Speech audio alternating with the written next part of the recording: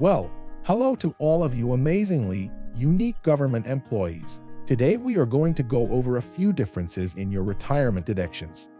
For those of you who do not know, to be a CSRS employee, you would have needed to start working for the government sometime between 1920 and 1983.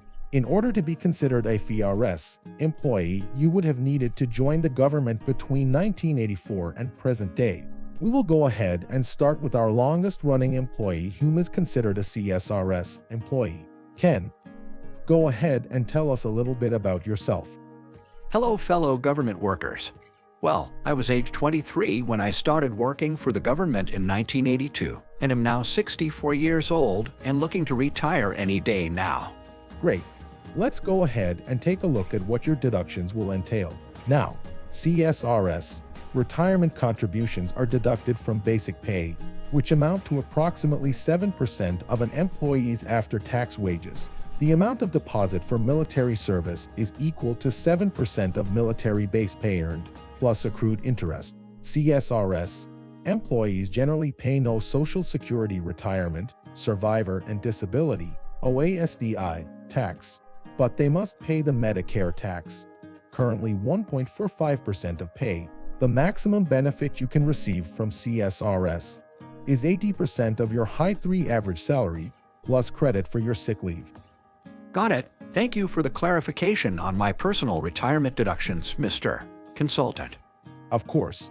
Now we will be going over the deductions for a regular FERS employee. Megan, would you like to introduce yourself? Sure. Hello everyone. I was 30 years old when I started working for the government back in 2003. I am now 50 years old as well as a regular FERS employee. I am here to get some insight into what my deductions in retirement will look like as I begin to prepare early for retirement. Perfect. Thank you, Melanie. Let's see what your deductions will consist of. Regular FERS retirement contributions are also deducted from basic pay. This amounts to 7% of base pay per pay period, 0.8% FERS, and 6.2% Social Security. Just to note, this also includes FERS transferees with at least 5 years as a CSRS employee with the CSRS component. Now let's go ahead and go over the percentages for FERS RAE employee. Naomi, go ahead and introduce yourself to the group. Hi there. I was 45 years old when I started with the government in 2013 as a FERS RAE employee. I am now 55 years old and looking into what my deductions will look like in retirement. Perfect. Now for those of you who do not know, FERS RAE stands for FERS Revised Annuity Employee. These employees would have been hired between 1st January 2013 and 31st December 2013.